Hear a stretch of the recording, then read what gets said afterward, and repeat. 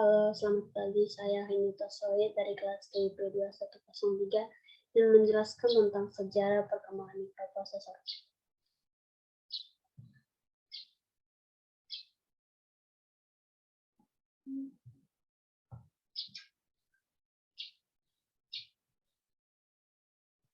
Sejarah perkembangan mikroprosesor oleh Nisar Maulita Soid dengan NPM 2111011 di kelas TIP 2103 dengan dosen pengajar Iksan Parinduri. Sejarah perkembangan mikroprosesor. Perkembangan mikroprosesor dari waktu ke waktu merupakan bagian sangat penting dari sebuah komputer yang berfungsi sebagai otak dari komputer. Tentu saja untuk mencapai kecepatan sampai saat ini, proses tersebut mengikuti perkembangan. Nah, berikut perkembangan prosesor mulai dari generasi 404, mikroprosesor pakai pada mesin penghitung Buscom sampai Intel. Perkembangan prosesor diawali oleh prosesor Intel pada saat itu hanya satu-satunya mikroprosesor yang ada. Tetapi pada saat ini sudah banyak beredar prosesor dari produsen yang lain, sehingga user sudah bisa menggunakan prosesor yang beragam. Pembahasan mikroprosesor adalah sebuah IC atau Integrated Circuit yang digunakan sebagai otak atau pengelola utama dalam sebuah sistem komputer. Mikroprosesor merupakan hasil dari pertumbuhan semikonduktor. Berikut adalah perkembangan dari mikroprosesor dari zaman ke zaman. Satu mikroprosesor 4004 pada tahun 1971. Intel Corporation dan Merchant Gehoff memperkenalkan mikroprosesor pertama kali, yaitu mikroprosesor 4 bit seri 404 yang memiliki 4096 alamat, masing-masing 4 bit memori dan memiliki 4 buah instruksi yang hanya digunakan untuk keperluan terbatas, misalnya video game dan lain-lain, di mana Intel mengeluarkan prosesor pertama yang dipakai dalam mesin penghitung Buscom. Ini adalah penemuan yang memulai memasukkan sistem cerdas ke dalam mesin. Yang kedua ada mikroprosesor 8008 yang ditemukan pada tahun 1971. Dengan menyadari bahwa mikroprosesor adalah produk komersial, Intel Corporation kembali meluncurkan mikroprosesor 8 bit pertama, yaitu 808 dengan memori yang lebih besar, 16 KB lebih besar sama dengan 8 bit, dan jumlah instruksi yang lebih banyak, sebanyak 48 instruksi. Oleh karena pemakaian 8008 yang makin meningkat dan meluas, maka memori dan jumlah instruksi tersebut menjadi kurang memadai. Nah, pada tahun 1973, Intel Corp meluncurkan mikroprosesor 8080, mikroprosesor 8 bit modern pertama. Versi yang lebih baru dari 8080 yaitu 8085 yang diluncurkan oleh Intel Corp pada tahun 1977, hanya sedikit peningkatan kinerja yang dimiliki oleh 8085 bila dibandingkan dengan 8080. Yang ketiga ada mikroprosesor 8080 yang ditemukan pada tahun 1974. Pada tahun 1974, Intel kembali mengeluarkan mikroprosesor terbaru dengan seri Intel melakukan perubahan dari mikroprosesor multi-voltage. Mikroprosesor ini adalah otak pertama bagi komputer yang bernama Altair. Pada saat ini, penggunaan memori sudah sampai 64 KB. Kecepatannya sampai 10 kali mikroprosesor sebelumnya. Keempat, ada mikroprosesor 8086 yang ditemukan pada tahun 1978. Pada tahun 1978, Intel Corp meluncurkan mikroprosesor motherboard 16 bit yang merupakan hal yang mahal. Akhirnya pada tahun 1999, Intel merancang ulang prosesor, sehingga kompatibel dan mainboard 8 bit yang diberi nama 8088. Tetapi secara logika bisa dinamakan 8080 SX. Perusahaan komputer IBM menggunakan prosesor 8086 SX ini untuk komputer karena lebih murah. Setahun kemudian melepas mikroprosesor 8088 ke pasaran, Keduanya adalah 16 bit dengan kecepatan eksekusi 400 ms. Perkembangan mikroprosesor 16 bit tidak berhenti di sini. Intel Corp kemudian memproduksi 8186 versi yang lebih canggih atau lebih banyak untuk pemakaian pengendali. Versi terakhir dari mikroprosesor adalah yang memiliki memori 16 MB. Kecepatan clock-nya juga mengalami peningkatan menjadi 16 MHz. 5 ada mikroprosesor 28 yang ditemukan pada tahun 1982. Intel 286 atau yang lebih dikenal dengan nama prosesor 286 adalah sebuah prosesor yang pertama kali dapat mengenali dan menggunakan software yang digunakan untuk prosesor sebelumnya. Prosesor ini mempunyai kemajuan yang relatif besar dibanding chip-chip generasi pertama. Frekuensi ditingkatkan, tetapi perbaikan yang utama ialah optimasi penanganan perintah. Intel 286 menghasilkan lebih banyak tiap detik clock daripada 8088 atau mikroprosesor 386 dan 486. Setelah sukses dengan mikroprosesor 16 bit, Intel Corp meluncurkan dua versi mikroprosesor 32 bit, yaitu dengan kecepatan clock yang lebih tinggi menjadi kelebihan mikroprosesor ini. Yang keenam ada mikroprosesor 8386, sebuah chip 32 bit dengan 275.000 transistor dan kemampuan menjadi berbagai macam program sekaligus. Yang ketujuh ada Intel Pentium processor, mikroprosesor pada tahun 1992 atau prosesor 64 bit telah ada di antara kita sejak 1992. Abad ke-21 mereka semakin populer. Intel dan AMD telah memperkenalkan 16 bit dan G5 merupakan prosesor 64 bit. 8 prosesor Intel Pentium 2 pada tahun 1999. Kayak gitu lah, Putri. Udahlah, panas putrikan kau gitu. Buta, aku udah masih ala buta.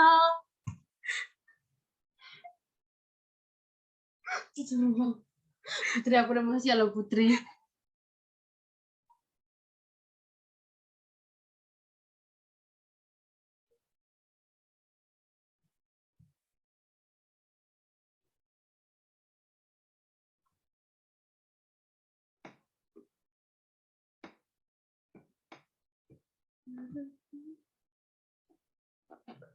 Delapan prosesor Intel Pentium 2. Pada tahun 1997, Intel meluncurkan teknologi prosesor 64 bit EPIC. Dia juga memperkenalkan MMX Pentium untuk aplikasi prosesor sinyal digital yang mencakup grafik, audio, dan pemrosesan suara. Prosesor Pentium 2 merupakan prosesor yang menggabungkan Intel MMX yang dirancang secara khusus untuk mengolah data video, audio, dan grafik secara efisien. Terdapat 7,5 juta transistor terintegrasi di dalamnya sehingga dengan prosesor ini, pengguna PC dapat mengolah berbagai data dan menggunakan internet dengan baik. 9 ada Intel Celeron Processor. Via mengakuisisi Kyrix Corp dan Center Teknologi pembuat prosesor dengan SEO prosesor. Prosesor Intel Celeron merupakan prosesor yang dikeluarkan sebagai prosesor yang ditujukan untuk pengguna yang tidak terlalu membutuhkan kinerja prosesor yang lebih cepat bagi pengguna yang ingin mengubah sebuah sistem komputer dengan budget atau harga yang tidak terlalu besar. 10 ada Intel prosesor dual core. Prosesor berisi 64 bit dan disebut dual core karena menggunakan inti dengan konfigurasi 1 MB L2 chips pada tiap core, 800 MHz PSB dan bisa beroperasi pada frekuensi 2.8 GHz, 3,0 GHz, dan 3,2 GHz. Pada prosesor jenis ini juga disertakan dukungan hyperthreading. Ke-11 ada Intel prosesor Core 2 Quad.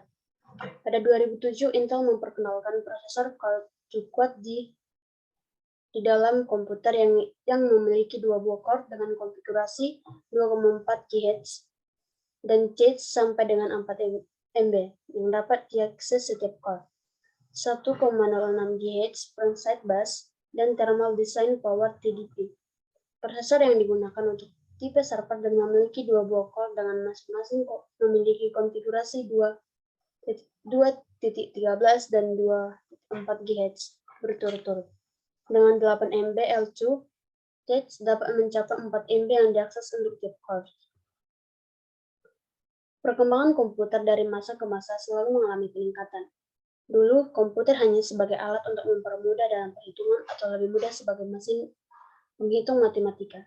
Tetapi seiring dengan perkembangan zaman komputer ini terus berevolusi menjadi khusus pada bidang industri dan penelitian. Untuk kemajuan teknologi komputer, maka diharapkan agar perkembangan komputer ke depan mampu mengubah pola pikir menjadi masyarakat Indonesia yang kreatif dan inovatif, serta tumbuhnya kreativitas hingga menghasilkan suatu karya yang berguna bagi manusia. Diharapkan dengan adanya teknologi komputer dapat dimanfaatkan sesuai dengan kegunaannya sebenarnya. Sekian penjelasan saya mengenai sejarah perkembangan komputer. Terima kasih. Nah, tidur dulu.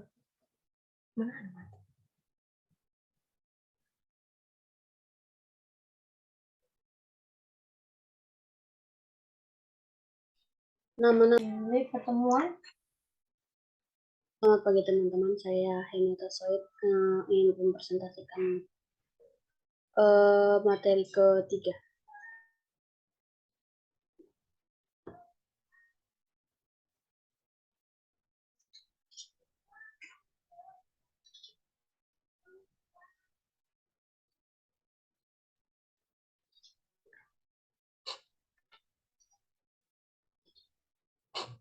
Sistem prosesor oleh Nisar Maulita Soid dengan PM 21110111. Prosesor adalah komponen utama atau otak dari laptop komputer Anda. Prosesor terletak tepat di tengah motherboard.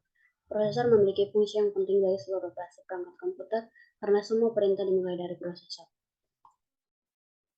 Fungsi prosesor adalah satu, memastikan komputer bekerja dengan baik, kedua, memberikan perintah kepada tiap komponen komputer, keempat, menjaga performa komputer, kelima, menjalankan proses informasi pada komputer, keenam, mengolah perhitungan algoritma, ketujuh, menjaga stabilitas komponen komputer.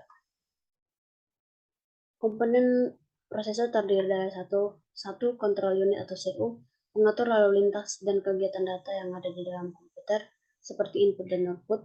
Dua, arithmetic logical unit atau ALU, komponen yang melakukan perhitungan aritmatika sesuai perintah yang diperoleh. Di dalam komponen ini, prosesor benar-benar melakukan pekerjaan yang penting pada sebuah sistem. Ketiga, ada register unit atau RU. Komponen ini adalah alat penyimpanan yang lebih kecil daripada memori utama dan memiliki kecepatan akses cukup tinggi. Tiga hal dasar yang dilakukan prosesor yaitu: satu, menggunakan ALU untuk melakukan operasi matematis; kedua, memindahkan data dari satu lokasi memori ke lokasi lain; ketiga, mengambil keputusan serta melompat ke instruksi lain. Arsitektur prosesor. 1. Arsitektur komputer. Dalam bidang teknik komputer, arsitektur adalah konsep perencanaan struktur pengoperasian dasar dari suatu sistem komputer. Arsitektur komputer ini merupakan rencana cetak biru dan deskripsi fungsional dari kebutuhan bagian perangkat keras yang didesain. Arsitektur komputer juga dapat didefinisikan dan dikategorikan sebagai ilmu dan sekaligus seni mengenai cara interkoneksi komponen perangkat keras untuk dapat menciptakan komputer yang memenuhi kebutuhan fungsional, kinerja, dan target biayanya. Keunggulan dari arsitektur ini secara umum: satu, penggabungan komponen; kedua, efisiensi daya atau maksimalisasi performa; ketiga, hyperthreading; keempat, turbo boost; dan kelima, ada area length. Di awal tahun 2011, Intel secara resmi merilis keluarga prosesor Intel Core generasi kedua mereka. Prosesor tersebut telah menggunakan arsitektur baru yang diberi nama Sandy Bridge. Sama seperti prosesor Caldera, Sandy Bridge memiliki chip prosesor dan chip graphics card di dalamnya. Selain menggunakan arsitektur baru, Sandy Bridge juga dilengkapi beberapa teknologi. Berikut ada bagian-bagian dari layar, yaitu satu, layar perangkat fisik yang merupakan komponen elektrik dan elektronik. Yang kedua ada layar logika digital yang merupakan layar yang berisi semua operasi mesin yang paling dasar. Yang ketiga ada layar microprogrammed yang merupakan layar yang menginterpretasikan instruksi di bahasa mesin. Yang ketiga ada layar mesin tingkat yang paling bawah di mana program dalam dituliskan dan memang hanya instruksi bahasa mesin yang dapat dipresentasikan secara langsung. Selanjutnya ada layar sistem operasi, yaitu layar yang mengatur atau mengontrol cara yang dilakukan oleh software dan menggunakan hardware yang tersedia. Selanjutnya ada layar software urutan teratas, yaitu yang mencakup semua bahasa mesin yang memerlukan penjemahan dalam bahasa selain bahasa mesin yang memerlukan penjemahan ke kode mesin sebelum mereka dapat dijalankan. Yang terakhir ada layar aplikasi, yaitu bahasa komputer yang lihat seperti user. Berikut adalah beberapa jenis register, yaitu memori data register, yang kedua memori buffer register, yang ketiga memori address register. Pengertiannya dapat kita lihat dalam layar. Internal Standard Organization atau ISO telah menemukan arsitektur jaringan yang dikenal dengan istilah Reference Model of a System Interconnection, yaitu OSI, yang isinya terdiri dari sebagai berikut, yaitu A. Layer kontrol fisik adalah tingkat koneksi elektris, transmisi sinyal, dan data mentah. B. Layer hubungan data, yaitu di mana data ditransmisikan dalam unit-unit kecil menggunakan protokol yang sesuai. Yang ketiga ada layar jaringan adalah yang memberikan kontrol antara poin pengiriman dan penerimaan yang bersebelahan dalam jaringan. Yang terakhir ada star atau bintang, yaitu yang menghubungkan setiap workstation atau node ke satu node pusat. Jadi setiap pesan harus melalui node pusat dulu. Jika salah satu kabel workstation terganggu, maka salah satu kabel workstation terganggu. Yang kedua ada ring atau lingkaran, adalah jaringan yang menghubungkan satu workstation dengan workstation lain sehingga membentuk lingkaran. Pada tipe ini, jika salah satu kabel workstation terganggu, maka dapat mengganggu kerja seluruh sistem. Yang terakhir ada bus atau garis. Pada tipe ini terdapat jalur umum yang berbentuk garis lurus, kemudian masing-masing workstation dihubungkan pada jalur tersebut. Sekian presentasi dari saya. Terima kasih teman-teman. Halo, selamat pagi teman-teman semua. Sini saya akan melanjutkan presentasi saya tentang materi keempat dan kelima.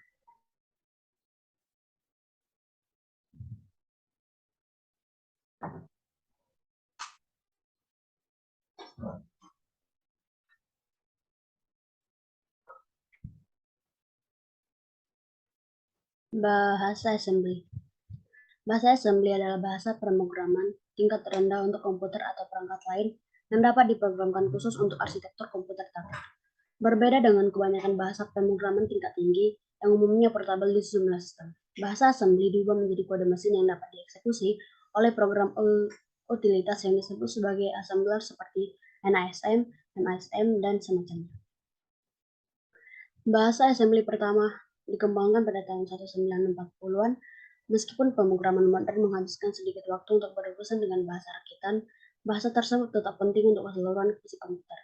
Melansir dari Investopedia, bahasa assembly adalah jenis bahasa pemrograman tingkat terendah yang dimaksud untuk berkomunikasi langsung dengan perangkat keras komputer. Bahasa assembly termasuk jenis bahasa mesin, di mana bahasa mesin terdiri dari kode numerik untuk operasi yang dapat dijalankan oleh komputer tertentu secara langsung, yaitu dengan kode string dan 1S atau digit biner atau bit. Kedua instruksi bahasa mesin biasanya menggunakan beberapa bit untuk mewakili operasi yang menggunakan beberapa bit untuk beberapa operan atau mungkin lokasi instruksi berikutnya. Seorang programmer mungkin menulis tambahan pembayaran total alih 0110011001010 untuk instruksi yang menambahkan 2 angka. Cara kerja assembly. Pada dasarnya, instruksi paling dasar yang dieksekusi oleh komputer adalah kode biner, yang terdiri dari 1 dan 0. Kode-kode itu secara langsung diterjemahkan ke dalam keadaan hidup dan mati dari listrik yang bergerak melalui sirkuit fisik komputer. Intinya, kode-kode sederhana ini membentuk dasar dari bahasa mesin atau variasi paling mendasar dari bahasa pemrograman. Tentu saja, tidak ada manusia yang dapat membuat program perangkat lunak modern dengan pemrograman 1 dan 0 secara eksplisit. Secara khusus, pemrograman modern mengeluarkan perintah apa yang disebut bahasa tingkat tinggi, yang menggunakan sintak intuitif seperti kata dan kalimat bahasa Inggris secara keseluruhan. Namun, pada akhirnya perintah tingkat tinggi ini perlu diterjemahkan ke dalam bahasa mesin. Daripada melakukannya secara manual, pemrograman mengandalkan bahasa assembly. Tujuan bahasa assembly adalah untuk menerjemahkan secara otomatis antara bahasa tingkat tinggi dan tingkat terendah. Komponen dari bahasa assembly.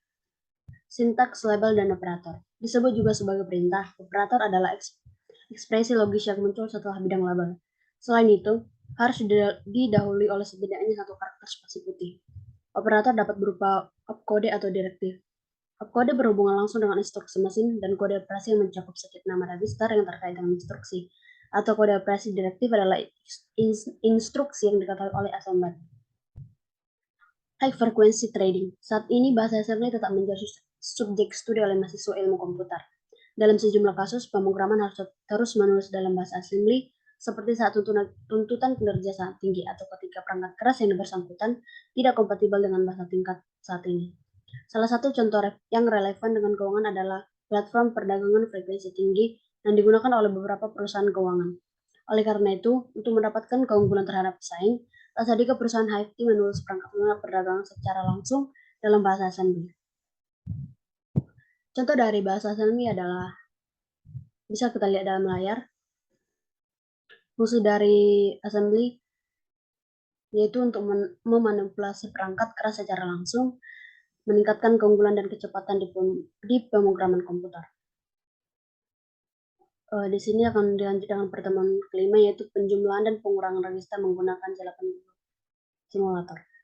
Pemrograman mikroprosesor Z80 menggunakan bahasa assembly yang memudahkan pengguna menuliskan pengelamatan memori dan perangkat instruksi mesin.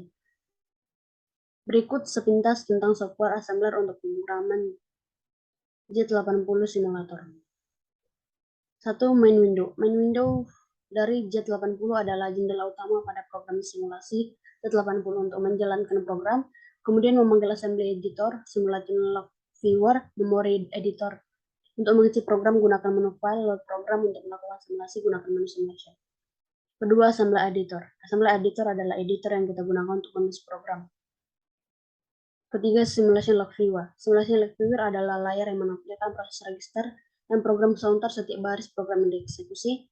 Keempat, memory editor adalah menampilkan isi dari setiap alat mikroprosesor Z80 pada memori dalam bahasa assembly. Contoh penjumlahan dan pengurangan register menggunakan Z80 dapat dilihat di layar. Sekian presentasi saya mengenai pertemuan 4 dan 5. Terima kasih.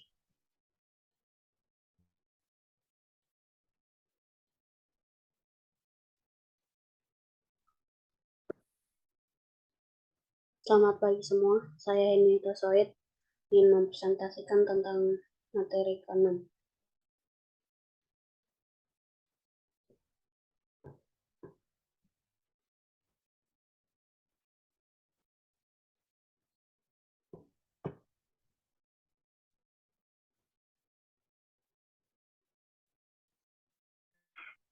Penjadwalan proses.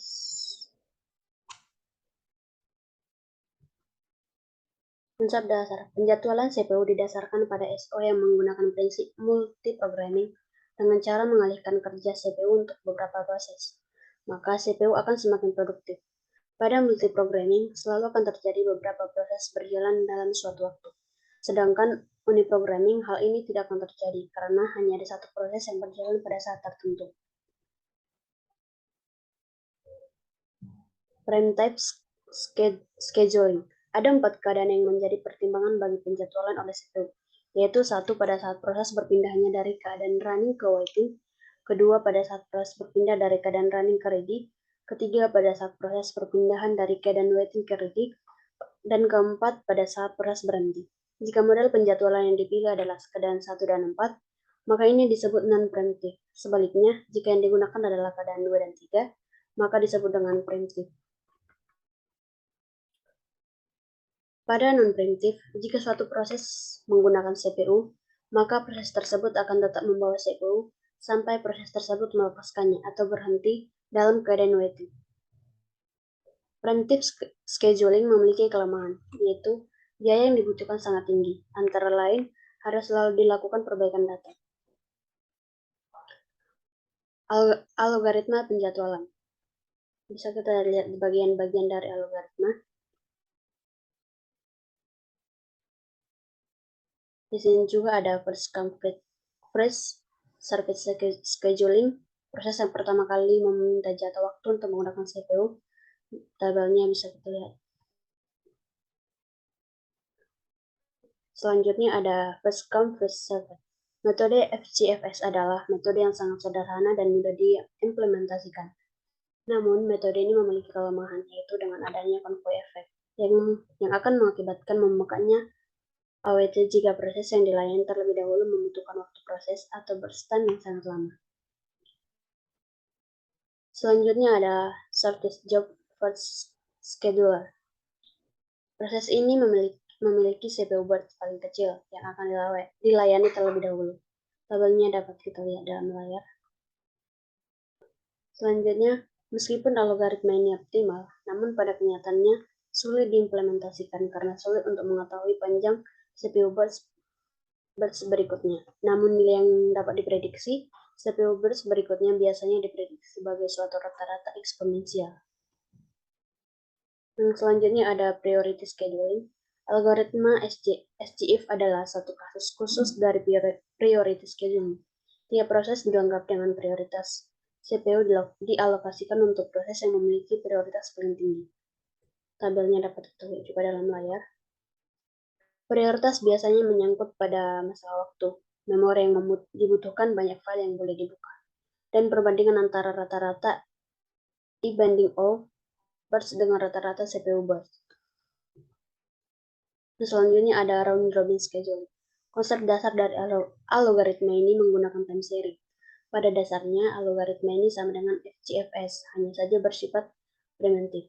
Jika suatu proses memiliki CPU burst lebih kecil dibanding dengan counting time, maka proses tersebut akan melepaskan CPU jika telah selesai bekerja, sehingga CPU dapat segera digunakan oleh proses selanjutnya.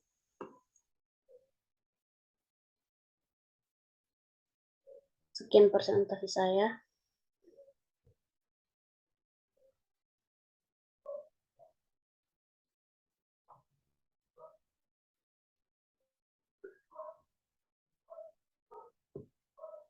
Terima kasih.